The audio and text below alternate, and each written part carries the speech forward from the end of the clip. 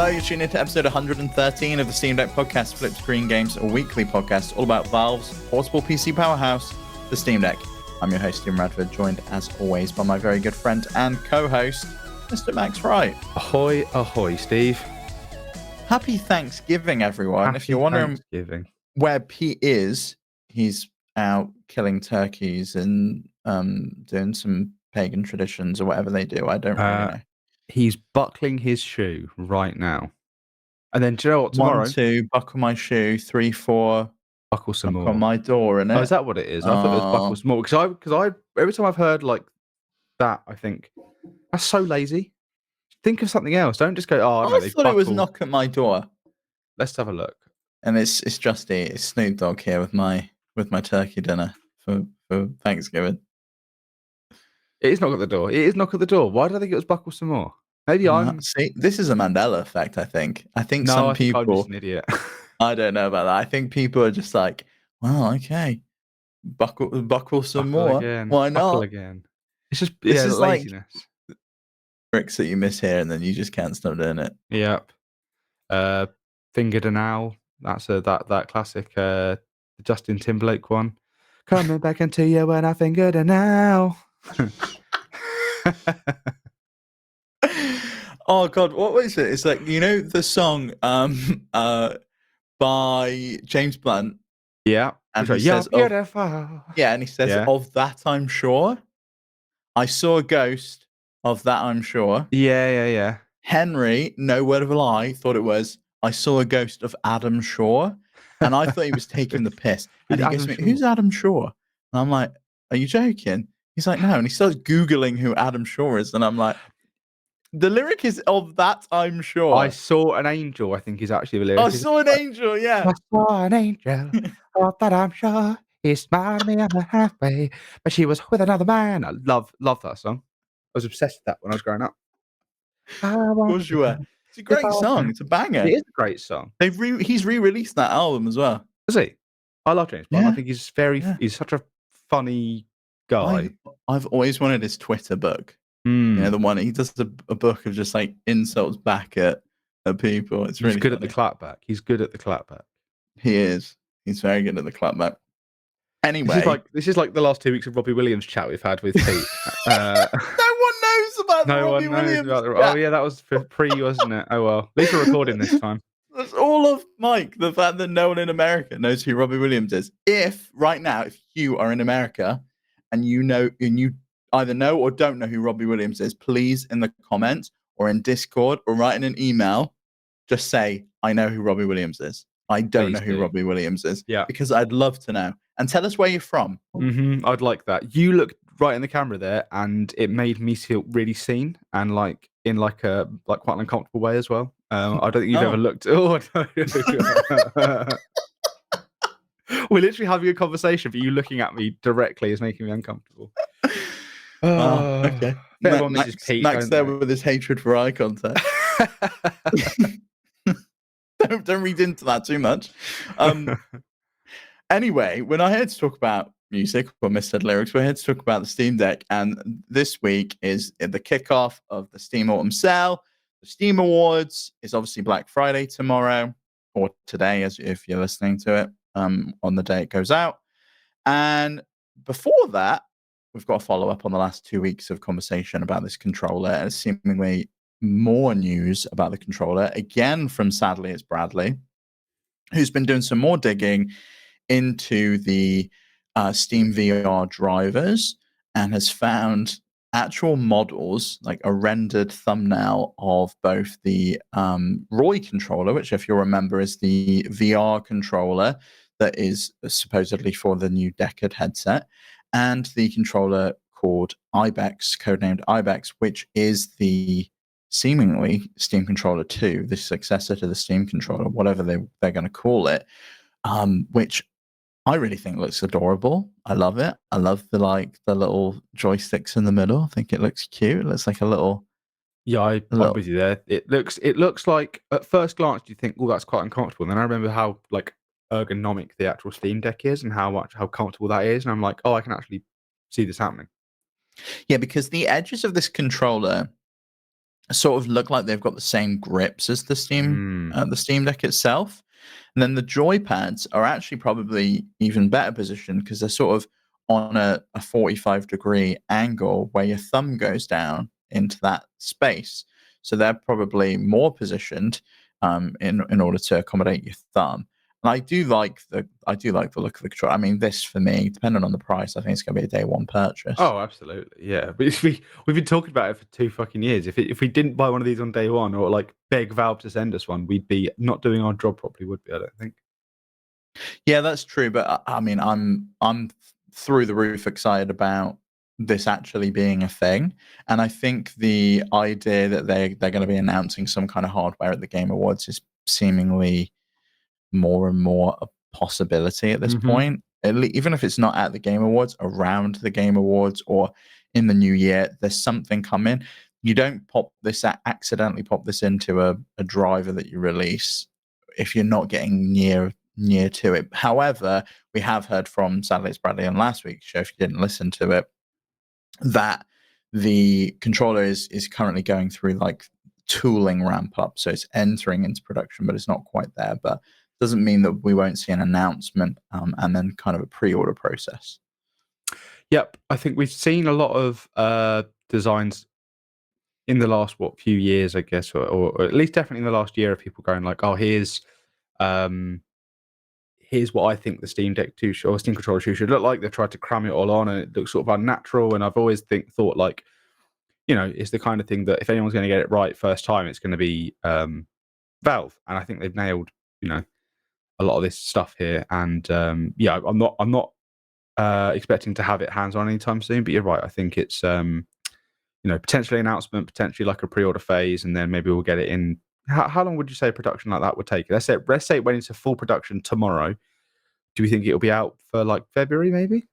Yeah, I would say so. February, March, getting it into shops, into people's hands. So that's the thing, because you wouldn't have to. You don't need a store. You don't need to ship it out. You just have it on the Steam website, and then so you don't even need. You could have a pre-order phase, like much like the original Steam Deck. You could have a pre-order phase after the Game Awards to be coming out in March, I guess, February, March time, maybe. What comes first, though? The Steam controller, the Ibex, or the Roy controller, or the Decade? Because I think the Roy go hand in hand. We've got a better look at the Decade controller, the Roy controller as well, which looks a lot like the Quest 3 controller. They are pretty much identical in size. It doesn't have the grip for tracking anymore, so presumably it's doing the inside-out tracking in a similar way that the Quest 3 does, so it probably won't need beacons. It remains to be seen as to whether this can be used as a controller for other devices like the Valve Index, for example. My guess would be no, that this is probably just a controller for the for the Decade, or you could probably pair these as individual controllers and use them as like two separate things in a similar way to you could pair two Joy-Cons to a Steam Deck and use them in that way as well. Yes, I think we've nailed VR controllers now. Now that we've taken out a lot of the weird bulky stuff, the big rings, the big sort of grips and all these things that you needed, when technology they hadn't worked out some things. Now I think we're now in the era of, as soon as the dual shock came out with the two sticks, that was it. Controllers would look like that forever on. Same as when the Xbox released the Xbox One controller, or even just the original Xbox controller, the second version of it. That's just what their controllers look like. And I think we've got there for VR controllers. I am wondering why in these like 3D models we've got here that show off what Roy should seemingly look like, why there's no bit for your hands to sort of, when you open your hands, for them to stay on there. I don't know if that's just they just didn't include those on the print for some reason, but you have to imagine there's going to be the straps? Yeah, because like there's a physical bit on the Quest 3 controller on the top and bottom that holds that strap in, whereas that doesn't seem to be on the Quest 3 controller. It's just the tassel at the bottom. So any kind of strap that's at the top and the bottom is a third-party accessory. So this thing I'm looking at here. Sorry, this thing I'm looking at here with where. Oh, I see. But the Index controller has the tassels. Yeah. So there's pictures. We'll put links in the description that is basically a replacement for the battery door, and it adds on the Right. strap. Okay, I'm with you now. Because I know that, yeah, so I'm looking at it now. You are right, it does have that. So I know that the big selling point about the Index was your fingers were all accounted for, and I'm pretty sure there was in the Roy conversation from last week, it was like the whole side of it was capacitive, so it would know when your fingers are up and down, right? So there Well, has to be every some. button was That's capacitive, it, and button. Yeah. presumably the trigger on the side is going to be capacitive, but we don't know as to whether it's going to have the capacitive grip. I don't know that Uh-huh. it's necessary, right? No, Because I think you're right. you've Yeah. got that trigger there, which now acts as what it did previously. On the Index, you held your hand flat, and then it could detect if you were gripping it, which did that same action. On the Quest 3 controller, which is compatible with Alex, you hold it and you just press the trigger in order to grip, and you let go of the trigger Right. to release the grip. Okay, you're right. Yeah. It's not as immersive, and for something like VR chat, where you want to be able to express yourself and move every kind of limb, and you want that full body, full room tracking, something like the Index is kind of unparalleled, really. And the Index controller is kind of next level for that, but it's clearly a very expensive controller to make, and Yeah. it's pretty clear that no games are really using that tech in order to detect every single finger. Overkill, then, isn't it? Really.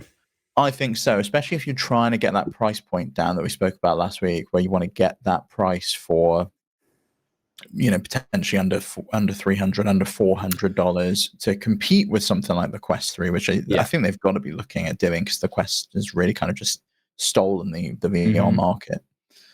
And we think that Deckard is likely going to be standalone, don't we? Is that the conversation that we said last week? It's only a Yeah, week ago. I can't remember. Deckard is rumored to be standalone. It's rumored to Mhm. run on a similar chipset to the Steam Deck. So it's basically like a Steam Deck for your face that will be able to run a lot of these games. Potentially pairs up with a secondary device. We spoke about that a few months back, where there's potentially another device that it can connect to. That might be in order for it to interface with a PC. We don't know what it's going to be, but it likely will be a standalone wireless headset that can run some games on its own, and then potentially can partner up with a big rig if you want to play something chunkier. To answer your earlier question, I think that if we're going to see anything, sorry, if we see Deckard, we see Roy alongside it. I think they come hand in hand. I don't think this is you see the Deckard and then a week later you see, or like a few months later you see the Roy. I think that same with the Quest, you buy the headset, you get the controllers, whereas the Steam controller is standalone. I think we see that first, just because it is probably easier to get that out to market. One product, a lower price, easier to manufacture. That's just maybe that's what I think. I think so, and I think the code names just make it clear that they're hand in hand. The two characters from Blade Runner, they are designed to be used together. I think that you're right, that they're going to be announced together. Where they get announced, I don't know. I don't know that maybe is a mainstream announcement. Maybe they do something like they did when they announced the Steam Deck first time around, and they have like a one-on-one with an outlet like IGN, and just show it off and explain it, and have a chance to kind of get out ahead of any kind of naysayers, any kind of people who are just like, oh, VR's dead. Why would I want this? You mean like us? Like us, yeah, 100% like us. Cool. I love VR. I use VR a lot, but yeah, like us. I wanted to bring up a comment here. When I posted the Ibex, icon 3D model in the Discord yesterday. Dath Knight said today in the Discord, I really wish they went with the asymmetric Xbox style of stick placement, but it's interesting to see. Now, I think that I'm glad they haven't gone for an Xbox style system, because it does match up with the Steam Deck, and you don't want to get muscle memory on your Steam Deck. And then when you move on to your Steam controller, your Ibex, you're all over the place, right? But also because it has the two trackpads, you could technically do an Xbox style grip with the lower down thumb to control camera and stuff anyway. So you sort of have the option of both, don't you? Really? Yeah, I think I think having it look pretty much identical to the Steam Deck is the right call. It feels familiar. It's something that people want. And if you don't want to use this controller, you don't have to. You know, there is another option. You can use a PlayStation controller, use an Xbox controller. Yeah, I mean they always do, don't they? I use an Xbox controller for my Steam Deck and for my PC. I swap between it. I would just like to be able to, when I'm doing that, or not feel like I have to play certain games in handheld because, and I'm talking mostly like emulation stuff. Let's say the Wii U. If I want to emulate the Wii U and it's a game that I need to swap between the two gamepads or whatever, or I want to have that option, I can't do that on an Xbox without setting up like a fiddly set of things. Whereas I'd rather just be able to map those to the back buttons or have stuff on the trackpad and stuff like that. So yeah, it's really nice to be able to have those like macros set up on the back, the back buttons. But I love those. I love those back buttons. I love the trackpads. I use them all the time. So it would be really nice to have this. I'm hoping that we get it sooner rather than later. Yeah, I'm really excited by this. Like nothing about this has made me go, oh, really? Like when that horror one came out, that was sort of announced, and there was every single thing I learned about it made me less interested in it. The more I learn about this, the more I see of this. I'm Well, more we and more don't know the jazzed for battery it. yet.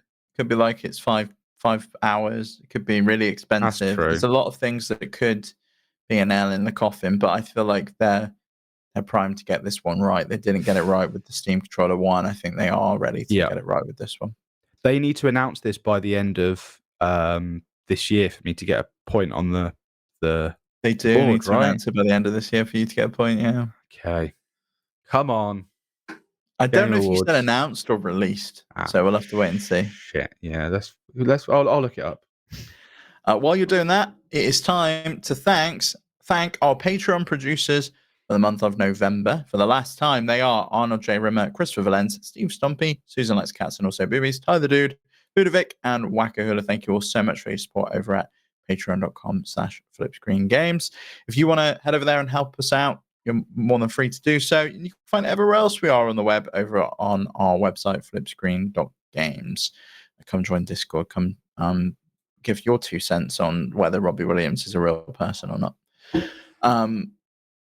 Max, for a second, you said for the last time, and it made me like panic for a second. I was like, you're what really do you sad. mean? But you actually mean for the last time of November with you now. Yeah, for the last time of November. It's almost to say it's almost 2025, if you can believe that.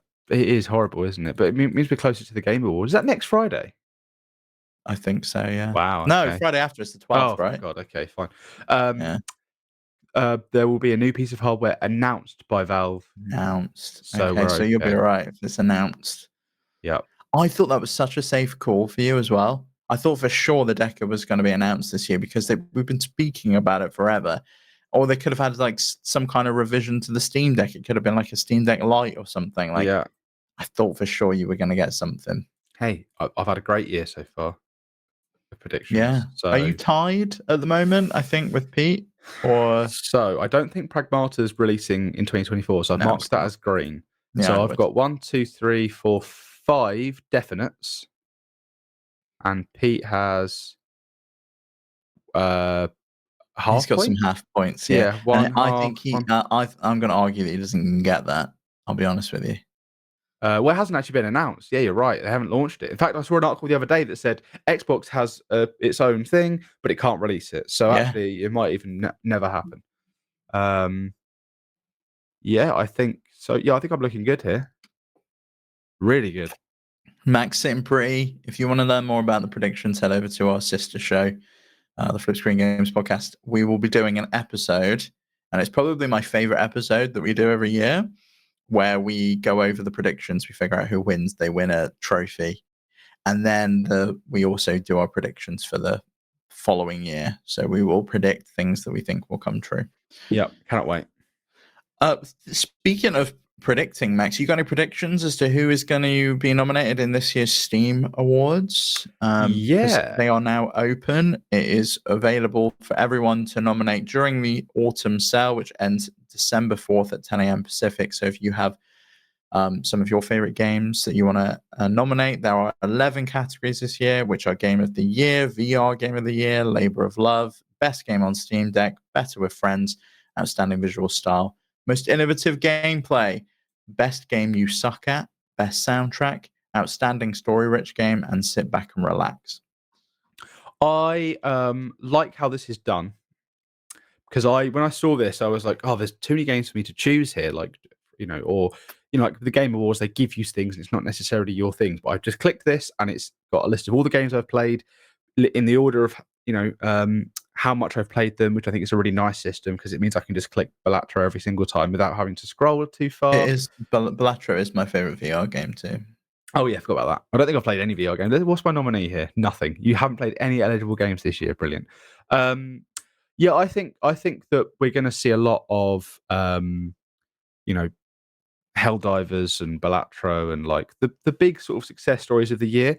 And I also think we might get some like how with a lot of these things people can organize themselves and pick a game. And I think that game was chosen by the fans. Forgot what it's called, Black Myth Wukong. I think that game was picked by these sort of fan voted, so by these people who want that game to be recognised, and I think we're going to see a lot of that appearing in these things. It's already won the Golden Joystick Award, which is a fan picked game. I think people are going to rally around, and that's going to appear in this sort of Game of the Year quite a lot, personally. But I want Balatro to win. It's interesting to see early access stuff in here as well, stuff that's not 1.0 yet, which is interesting. Well, I think that's fine. I probably am going to nominate Windblown for a category or two. Mm-hmm. Like the Jackbox Survey Scrambles getting the Better with Friends award because that's an absolute banger of a game. Which we'll talk about a little bit more in a bit. But I think Balatro is going to get my pick in most of the categories for sure. Do you want to do a couple of big categories? I've already nominated some. So I've nominated Balatro for Game of the Year. Same. I have done Stardew Valley for Labor of Love because it did get a big update this year. I've gone for Vampire Survivors just because it got like some great DLC this year. Yeah, there you go. Yeah, best on Steam Deck. I went for Balatro again because it's where I spent most of my time playing it. I do actually think Balatro is best on mobile now. The mobile controls are great, and it's really nice to play there. So if you are on the fence about playing Balatro and it feels more like a mobile game to you, it is available on Apple Arcade. If you have that, I think it's also available on Google Play Store as well. A crazy option it's given me here is Helldivers 2, best game on Steam Deck. I mean, I think the games that are eligible are any game that is Steam Deck verified that came out in. Helldivers is verified. I thought it'd be playable at best. That's cool. That's good for them. And then Better with Friends, I voted for the Jackbox Survey Scramble. I was tossed up between that and Windblown. Yeah. Visual style, I think I'm going to go with Thank Goodness You're Here. Yeah, that's a cool looking game. I really loved the look of that game. Like the hand-drawn aesthetic I thought was really cool. What's your pick in that one? It's a big toss-up between No Rest for the Wicked and Ultros, just because Ultros had that really cool, like, psychedelic look to it. But No Rest for the Wicked, when that was running at like full welt on the PC, all the lighting turned up and all that stuff, that game looked incredible. It looked like a moving piece of art with like incredible lighting and effects. Do you know what? I'm nominating it now. It's happening. I've done no Rest for the Wicked. Most innovative gameplay, I went with Balatro. Yeah, I'm going to do the same. The options it's given me here are odd. Dragon's Dogma 2, Castlevania Dominus Collection. That's a collection of games from the DS era. Yeah, I think it's I think it's going to be Balatro as well. Best game you suck at. I selected Windblown because it does get pretty tricky as you get onto some of the bosses in that game. But it's really good. I love it. I think it's a fantastic game. The issue I've got is I'm really good at video games. I think if I had to pick one for this, it's going to be Hades 2, because a lot of these games, like these Souls-like games that it's sort of giving me here, which is the obvious pick for this, right? They're not as hard as you might think. Lovecraft's Treasure was fairly easy. Black Myth Wukong wasn't too hard. Whereas like Hades is, you die a lot, and you eventually get better. So, yeah. What did you go with for best soundtrack? I didn't really have much choices. I went with Balatro again because that song did stick in my head. The issue I have with that is just one song. Yeah, me too. I can't think of any games that have really stuck with music-wise this year. Ultros had like a nice like soundtrack to it. but I can't think of anything that was really stuck. I've not gone on Spotify and looked up any of the games I've played this year to listen to, apart from like when I got really into the Castlevania Symphony of the Night soundtrack when I was like played 10 Castlevania games in a row or something like that. I've played a lot of games this year, man. So I don't know what to go for this one. This is going to be a really tough one, and I might have to. I might actually nominate the Castlevania collection for that, just because the Castlevania soundtracks are always bangers. I did not play a single story-rich game on Steam Deck this year, so I skipped that category. I'm probably gonna. It's giving me Balatro as an option. I'm gonna go for. Balatro is not a story-rich game. Not. That's ridiculous. It's not. I'm gonna go for another Crab's Treasure. Okay, yeah, fair enough. Yeah, and then sit back and relax. I went with Balatro again. Obviously, you go with Balatro for that one. So now I've nominated. I hadn't until we start talking about it, but now I've nominated, and that's great. Yeah, now we get little badges at the end. We get an extra 25 XP. So yeah, nice. Go do your duties. Go nominate your favorite games. Support your favorite developers. And the good thing about the Steam Awards, some of them don't have to be games that released this year. So Labor of Love, for example, is a game that released before this year. So if you have like an ongoing favorite game that you like, go and support it. Max, what are your picks for the Steam Autumn Sale? Have you bought anything in the Steam Autumn Sale so far? I have. I bought Psychonauts 2 because I was quite impressed by the way I did that was I went on my wish list because I've been trying not to buy any new games. I've been trying to my plan was to play through games I already own towards the end of the year. I've ended up just not playing any games because apparently I can't do that. So but as soon as I opened up my wish list and saw Psychonauts 2 was 90% off at £5.50, making it £55 brand new, just so we've got the full whack of information there. That's a great deal, right? I know it's on Game Pass, but you played it on Game Pass? No, I downloaded it on Game Pass and never got round to it, but I loved the original Psychonauts. That was like a big, like when I got my first ever gaming laptop, I played Psychonauts. And I keep meaning to play Psychonauts 2. I'll get a monthly Game Pass, and then a month will go by and I've spent however much I've spent on it. So at £5, I never have to worry about that ever again. I now own it, and I can just play that whenever I want. Have you bought anything? No, not yet. I'm probably going to pick up a couple. I'm probably going to get Prince of Persia because spit down from £35 to £17.49 half price. It's like that's a tempting offer. I'm tempted to rebuy because I know I can transfer my save over, and I want to play the DLC, and I also want to benefit from things you don't get playing the Ubisoft version on Steam Deck, which is like the shader cache and things like that. I think I'll be able to get better performance out of the DLC. I don't know if I have to rebuy the DLC as well. I'm assuming that my save will just transfer over. I don't know. I'll look into it, but I don't want to spend too much on it. But at £17.50 for my second favorite game of the year, I can't complain.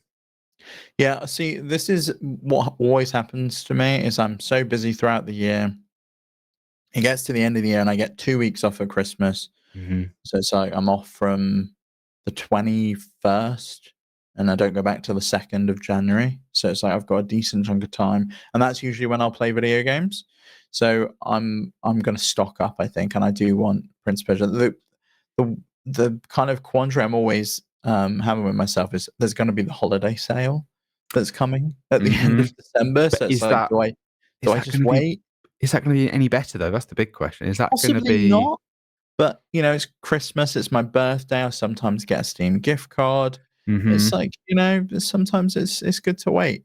Plus, I've just spent an absolute bomb on Christmas presents, so it's like my wallet's feeling a bit sore. Yep, I got paid yesterday, and I bought all the Christmas presents I need to buy, and I was like, oh okay, that's 5 weeks. Is that until payday now? Great. Yeah, I know it's awful. It's awful. Yeah. Thankfully, I get paid before Christmas, which I'm happy about. But perfect. Yeah, I usually like the end of the Christmas break is for me the big spend the 2 weeks in your pants playing a big game. It was Returnal a couple of years ago.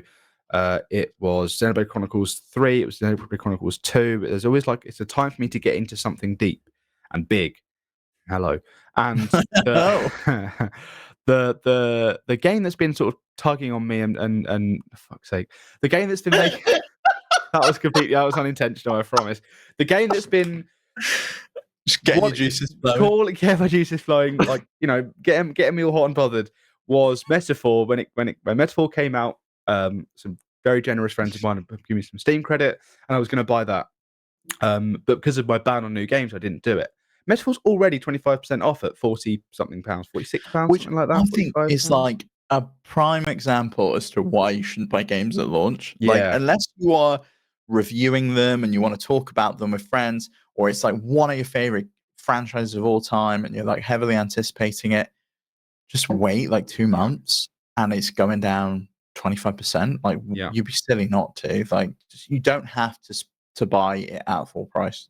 No, you don't. But I guess there is that FOMO element to it, which I think a lot of people. I've fallen foul of that FOMO element every fucking Pokemon game. And every single time I buy it, and I'm just like, this sucks. Yeah. Like, seriously, why do people enjoy this? Yeah, so many times like Arceus. Oh my god, I got so far with that. I was like, why am I putting myself through this just because I don't want to be missing out on the new Pokemon, you know? Yeah, it's just not enjoyable. So that went straight down to CEX. And I was happy to get rid of that. Do you know I found something out about CEX this week? Apparently, Charlie Brooker designed their logo. Really? Yeah, of Black Mirror fame. Yeah. That's was it a favor? Did he work there? Like what? He worked there. He worked there when it was Computer Exchange. Interesting. Okay. Yeah. Have you seen they're doing a 5-year warranty on hardware now? That's pretty decent. That's really decent. Is that on used hardware too? Like on Steam Deck? Yeah. If you just buy something from CEX, you get a 5-year warranty on it. That's better than like you would get if you bought it brand new. I know. Like you buy a Steam Deck. If in 4 years your Steam Deck breaks, you just go back with your receipt and they'll give you another Steam Deck. That seems insane, doesn't it? Yeah, it really does. But will you care in 5 years' time about getting another Steam No, Deck? probably not. But it makes you feel better about it, doesn't it? There's a someone was asking me about, my son he's got an old pre-built PC, he wants to put something in it that's gonna be good, but I don't want to spend too much money. I'm scared of buying used. And someone I know that works in CEX had just said to me, "Oh, there's a 5-year warranty." And I was like, "Oh, there's a 5-year warranty. Why don't you just get a, £120 graphics card that's going to work?" And as long as you keep that receipt, that you're going to, if something does happen to it, you can just get another one. Like there's absolutely no reason to not buy secondhand from CEX with that kind of warranty. It takes all of the fear out of it, doesn't it? Granted, there's probably terms and conditions, but I think that's a good deal anyway.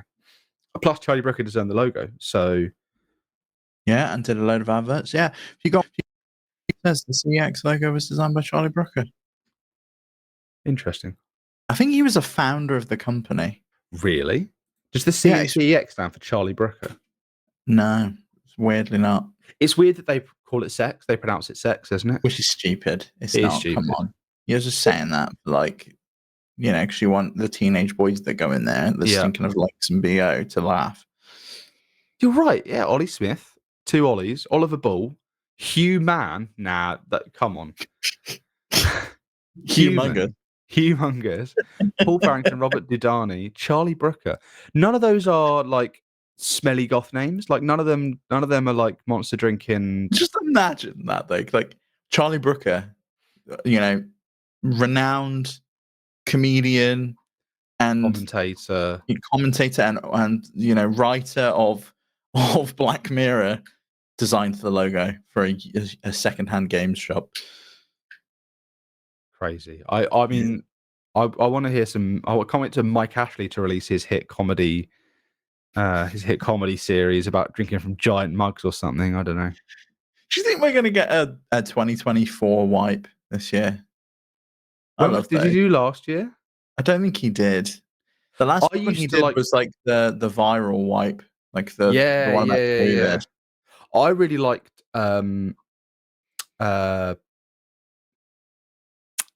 Screen Wipe when Screen Wipe was first out. It was great. We studied some of that in school during media studies, and I remember I caught norovirus from the local Weatherspoons when I was about 17, and I binged all of Screen Wipe and felt very enlightened about television. And by the end of that, let me tell you, television, media, and all sorts.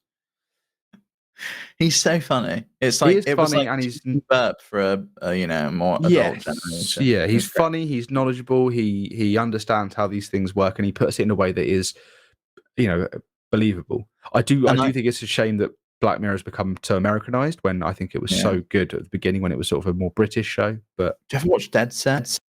That show that he did before Black Mirror. yeah, the Great. zombie. That's not the Big Brother one, is it? Yeah, it is the Zombie Brother. Okay, I Yeah. think I saw like a bit of it, but it was like when it came out. I don't think I had BBC Three or whatever it was on. So On Channel 4, it's on Channel E4. 4, whatever. I don't know. Yeah, I love that. Love that. And loved watching his wife on Blue Peter back in the day.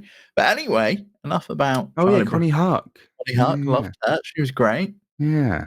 This Yeah. is fun. I don't miss Pete when we do stuff like this, you know. I think everyone else is like, fucking hell, Yeah, where's come Pete? on. Where's the games? All right, here's a game for you. Here's a fucking game for you. For 100% off, £0, 0 pence. The game is Dark Sector. This Never game, heard of it. What's that? when this game first came out, 2009, I remember this game launching. I remember having like it was like on TV. I was watching like we'd just got Virgin Media not long before, and it was like one of those game shows that when you look back on it now, never really quite got it, but still. And this game was first sort of shown off, and it was like the character had like it was very of the era of like everything's grey and brown. It's a generic third person shooter, but there's a gimmick, and the gimmick was the glaive, which is like a 3 spiked thing that you threw and it came back to you like a boomerang. There was And loads of random shooters like that had like gimmicks. I yeah, it was remember just Red like here's Faction, the shooter. big thing was like you can blow the walls up, but it was Yes. really only like certain sections of walls. Yep. It was third person shooter with gimmick. And this was one of those. I never got a chance to play it. And now I can because it's free on Steam for however You long. could have spent hard-earned pennies and bought that. It probably was pennies. Probably was. Not anymore. So don't have to hand over any of that P now. You can just get it for 0, which is good. Like Free is the 0p. best price. It's the best price, yeah. Oh, I just realised that Dark Sector was made by Digital Extremes, who then went on to make Warframe. So that's interesting. Yeah. Interesting. For me, my list are some of my favourite games of the year. Balatro, 15% off. Now £10.87. Good offer. Thank goodness you're here. 20% off. It's £12.79. And you can get a further 10% if you already have the Goose Game. So, what are you waiting for? Yeah. And then Locomotive, which is on my list to buy. This is actually a launch sale. It's a new point-and-click adventure published by Chucklefish, very much in the vein of like Curse the Golden Idol? Is that what you're going to say? Yeah, no, it's less like that. It's more like the old point-and-click action games, the LucasArts games. Oh, Monkey Island and that. Yeah, it's like Monkey Island, or it's more like Broken Sword, I would say. Oh, okay. Similar to that same comedy. It's not got the verbs that you're clicking on. It's just you kind of click around the room and solve the puzzles. I loved the demo in the Next Fest, and it went straight onto my my wish list. Straight in your basket. It went straight in my basket. And then the Jackbox games. It's coming up to Christmas. Mm-hmm. Every single one's on sale. This is the perfect time to get them. Go and annoy your family with some Quiplash at Christmas. It's great. And what's the one that's got them all? The Mega Picker. The Mega Picker you download, and then it will launch that game separately. So you don't have to go in now and be like, oh, which Jackbox party pack's got Idiots? Which one's got the T-shirt one? Which one's got You have to own them. 3? Yeah, you have to own them. The Mega Picker is free. You download it and you just go, these are the games I want to play. You can favorite them. You can put them into categories. I would highly recommend the Jackbox Survey Scramble. It's their newest release. It's really good. Spoke about it a few weeks ago. I've had a really good time with it. I think they may be releasing a new game mode soon. And that's down to $7.49. It's 15% off, so it's well worth picking up. Good start. Am I mental, or are these games a bit expensive? What, the Jackbox games? Yeah, I'm a big Jackbox fan, and I bought them all on Switch. But now I'm looking at them on Steam. I'm like not. I was tempted to go and pick up a couple just in case, but now I'm looking at the price. I'm like, I'll just take my Switch with me instead. than Well, pay you an know extra what? £17. There are other websites to find them on Macs. Like, Oh, yeah, okay. go to like CD Keys or something. I'm looking on Which I CD know. keys. They're still eight or nine Oh, quid there's still here. there is just over there. I Yeah. mean, for me, I am pretty choosy with the packs that I like. I love Yeah. Jackbox Party Pack 7. Mm-hmm. I think that one's fun. I like Jackbox Party Pack 2. I like Jackbox Party Pack I liked 4. 4 is good. I liked 5. When that came out, I played a lot of 5. 4 is also good. 4 had a couple of duds on it for me, I think. 4 is like, okay, it's a quiz, I get it. Yeah, any of those quiz ones, I'm not a massive fan of. I like 9. Yeah. I like 9 a lot. I think I Um, stopped playing after 7. I wouldn't be able to tell you what's on 8 either. 9 is I great. like Patently Stupid. I like, all of the sort of like the t-shirt one, TKO. I like all the drawing stuff. TKO is That's good, big yeah. for me. Yeah. I once took Jackbox to my family Christmas and was like, guys, we're gonna have a great time. And I put it on and I explained the rules and we started playing, and like not a single member of my family was able to get it or engage properly. No one tried to be funny. No one tried to make any jokes. They were following the rules as if we were playing a serious game. And the silence, the like, I felt that, and I still think about that when I try to sleep sometimes. Of like, It's awful, that isn't was it, when someone frosty. doesn't land? Yeah, I don't Yeah. like that. No, well, my family is big on Jackbox. We love it. We don't take it seriously at all. I'm coming to yours for Christmas then. Me, you, Yeah. Andy, other people in the family. I don't I care feel about like them. Mum doesn't necessarily like all the crude jokes that we make sometimes. She's gonna hate me. But you'd be terrible talking about, like, what were you talking about tonight? Like big meat or something? I don't remember. Yeah. Big meat, big cavities. Big cavities. Yeah. That's what Max has had this year. Big cavities. if you need someone to get me for Christmas, it's right there. Congratulations. Merry Christmas. Here's a root canal for you. Yeah. Yeah. Oh yeah, that is one big cavity I've had, yeah. But yeah, I think that'll wrap it up for this week's episode. Unless you've got anything else to add, Max. Were there any other games? No, I've lost interest. Oh wow, okay, great. I'm so glad that talking to me is that boring that you just like, I've lost interest, I don't care anymore. But yeah, anyway, I hope everyone else hasn't lost interest and they made it through to the end of the episode. I totally understand if you dropped off at the Charlie Brooker talk, but I hope you didn't. And thank you again for listening or watching wherever you are. Hope you had a good Thanksgiving if you celebrated, and we shall see you next week. Bye.